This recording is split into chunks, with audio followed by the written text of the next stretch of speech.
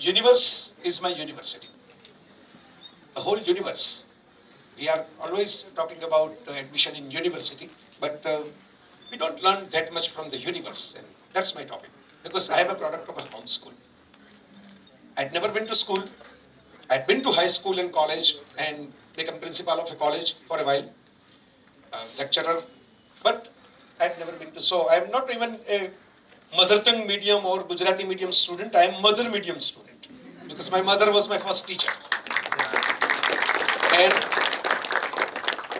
she was coming from the very middle class family, though coming from very educated background. And my father and my mother, I am an only child of them, and they have decided that I should study at home, I should explore the life, I should go beyond the textbooks, and there are classrooms beyond the walls.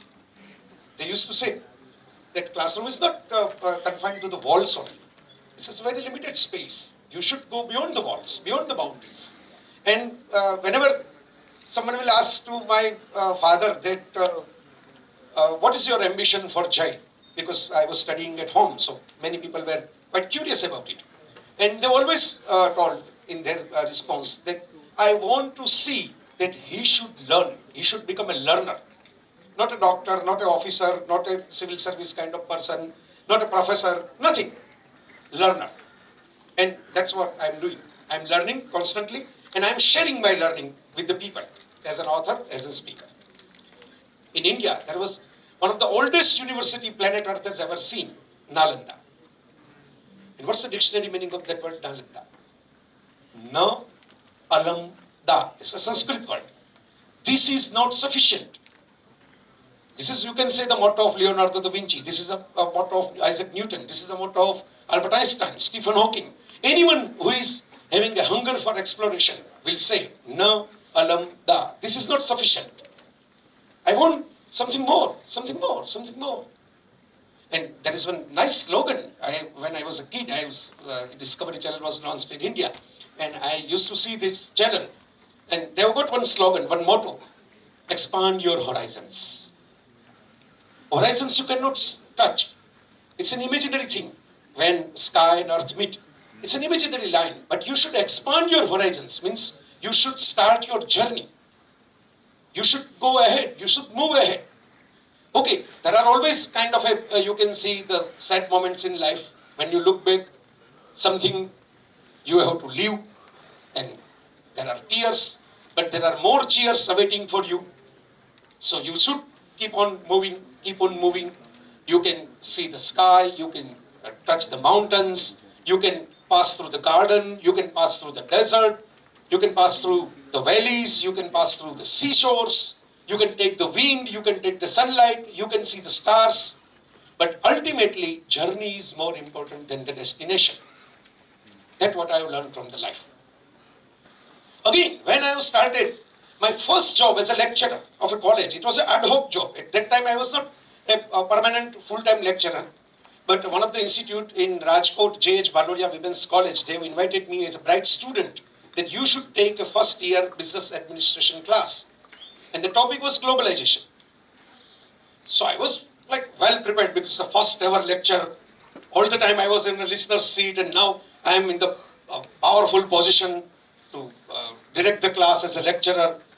And I have studied more, and I have put so many references in my mind, and go to the classroom. And then it was a women's college. So many girls were sitting over there, almost 60 of them. And I started bombarding my lecture. Just bombarding, just carpet bombing. Okay, so privatization, liberalization, globalization, history of that, economy, this, X, Y, Z, blah, blah, blah, blah, blah. Then, suddenly, there was one hand that was raised from the classroom. And I was stopped. It was like a bullet train, suddenly got a break. And I thought that, yes, please, your question. And that girl coming from a rural village background raised her hand, and she told me that, sir, I couldn't understand anything. It was since last 25 to 30 minutes I was speaking like, you can say, the non-stop bullet train, and she was not understanding a single word of it.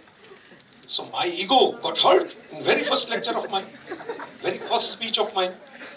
And simply as a retort, as an immediate response, as a reflex action, I told her that this is a very simple basics. You can't even understand such simple basics of globalization.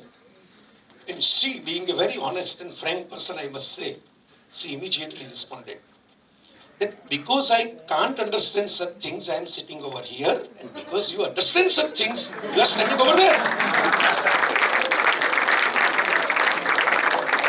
And till today, that learning, that's why I am telling that universe is my university. That girl was my first teacher, I can say, about the public speaking. That okay, I am not here to impress the people with my knowledge or with my communication. I am here to connect with people's heart and soul and emotions and eyes.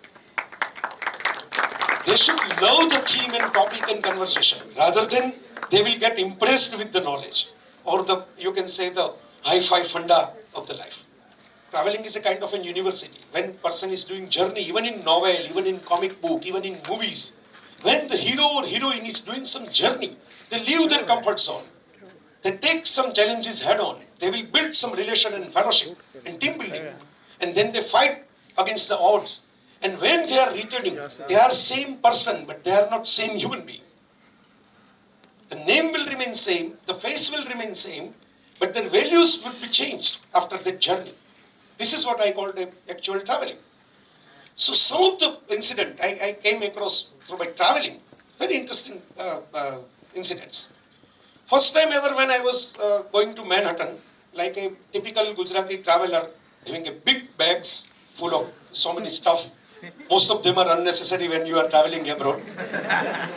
You should take more money and less clothes, but we are doing the exact opposite. We are getting less money and more clothes. So, with a heavy bag, I dropped to the Grand Central Station, 42nd Street, very crowded area of Times Square, very famous in movies as well. So now, somehow at that time, escalator was not working. And it was a huge staircase. And I got two big bulky bags. And I was alone. So what I am doing, that I am putting one bag, 2 steps ahead, then again taking one another bag, and 2 steps ahead. And it was very funny kind of situation, also tiresome. And then one 6 feet tall gentleman coming with a shoulder bag, a leather shoulder bag, so must be an executive somewhere. And just I lifted one of the bag. And I cannot even run behind him. Because if I run after, then I will lose the another bag. So I was just following, just humping, bumping, and following with my one bag. And the gentleman was quite quick, quite fit.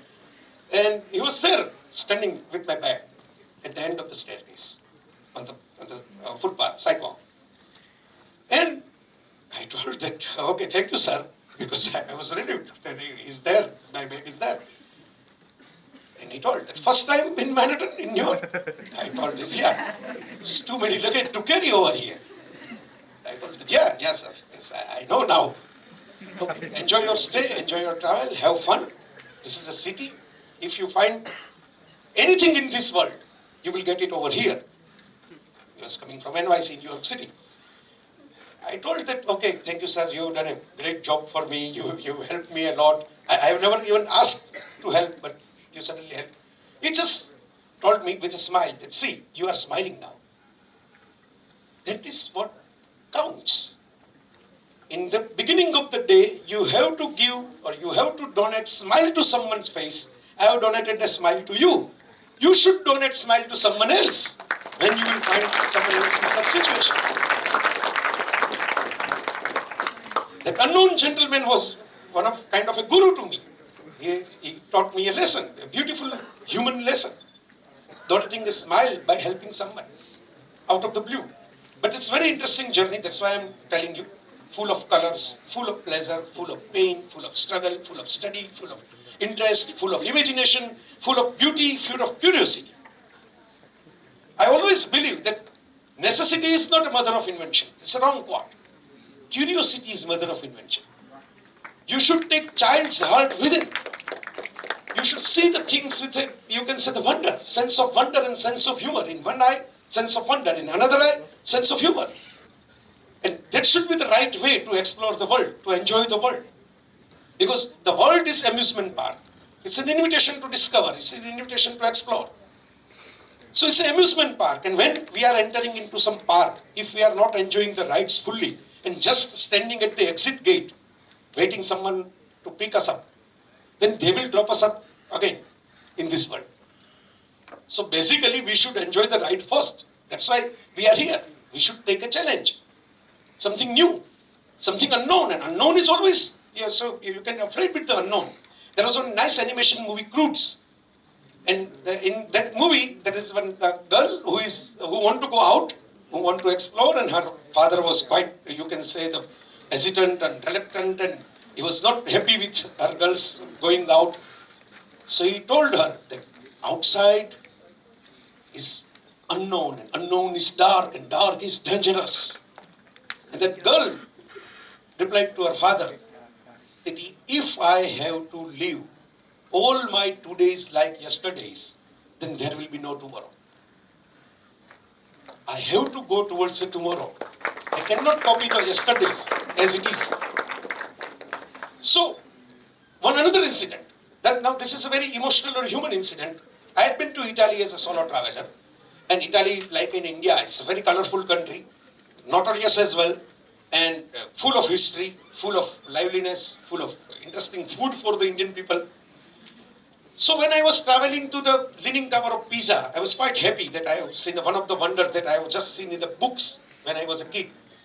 And my wallet gone away. It's a very, very normal thing in a crowded area everywhere. And I started my journey again, and in the last phase of the journey, after that incident, I was in Rome. And in the last day, I have to take a flight back. Now, as my wallet was stolen, I was lost all of the credit card and everything. So my ticket I have to preserve, because I cannot buy a new ticket if I miss the flight. So, I was there in Rome, doing nothing, because I have explored the Rome fully in previous 3 days. So I decided to go to the Tivoli. It's a garden nearby Rome city. It's a very stepping stone hanging type of garden. Very beautiful, with a fountain and all. I had been to there at the garden, hiring the bus and everything, and hop on, hop off, that kind of journey. Now, suddenly I realized that I was so much fond of the fountain and flowers and garden that I would miss the last bus. And then what I have done, that I have just rushed out of the garden, and I have seen that the whole town was sleeping. Like my hometown, Rajkot. At the noontime, no door was open, all windows were closed. There is not a single human being I can see. I have already recorded a video of that thing. So if someone will ask that is it true or not, I have got a video as a proof, as an evidence. Point is that, my friend, that when I was looking around, there was one elderly gentleman, very old, just taking a small step and didn't understand a single word of English. I couldn't understand their language, Italian, basic Italian words I know, but I didn't understand what he's saying. He at least understood Rome, bus. Only 2 words he got. Rome, bus. And then he told me, he was like such a slow mover, because he was quite old. He couldn't take it like this small baby step he was taking, and I was thinking that I have heard the stories about Sicilian mafias, and these are the dark streets and no one is around, and where he is going to take me, and all such kind of thoughts was there in my mind. And then suddenly, out of zigzag kind of travel, there was a bus stand. And he told me, bus, wrong. And within a moment, bus was appeared, because it's you can see the nick of time situation. So I was just rushed into the bus. Then I have seen that elderly gentleman at the age of my grandfather, just sitting over there, waving hand to me, like I was his grandson leaving the town, and he is just there to drop me, and he was waving the hand. Now my question is that, my friends, in our journey of life, we will have the bad experiences and good experiences from the same person or same area or same situation. Now what should we do? As in when someone tell Italy to me, should I remember the stolen wallet or should I remember the elderly gentleman's waving hand? So, invest yourself into the positive memories. They will make you happy. Happiness is it's an event of a moment. If there is a match going on and very exciting, nail-biting finish is going to take, and within seconds you are knowing that, okay, India has won, our team has got a victory, and what? Moment is over. But if you are with the people, if you are sharing that happiness with the other people, your friends, your cousin, your family members, you will eat some tea and snacks, and you will go out and just cheer up and just having some national flag in your hand. That single second moment will be extended for an hour, for 1 day or 2 days. So sharing of happiness is important. Investing in happy moments is an important thing. In our planet Earth, everyone is unique. Everyone is different. Why we are wasting our time and energy to judge everyone all the time? Unnecessarily, without invitation, we are becoming a doctor, advocate, or judge. Giving advices in free. No, my friends, just enjoy it. Just enjoy it. Don't have to judge everything. So, my friends, the two sentences. One is from Jerome K. Jerome, that there is no such thing as bad weather. There are different kind of beautiful weather. For you, some weather is maybe bad, but if you see the picture of the storm, it will look quite beautiful, astonishing, exotic. It's a very ancient philosopher, Seneca, thousands years old quote. Change of scene is pleasure. Just change the scene. You don't have to change surroundings or your own self, but just travel a lot. Just observe the things. Just have a passion and curiosity within. And the world is part laboratory, part playground, part mystery. But every moment never ceases to amuse us. So it's a beautiful place to be over here. Enjoy this journey. Have a multicolor facets of life. So say yes to cheers and say no to fears. Thank you all.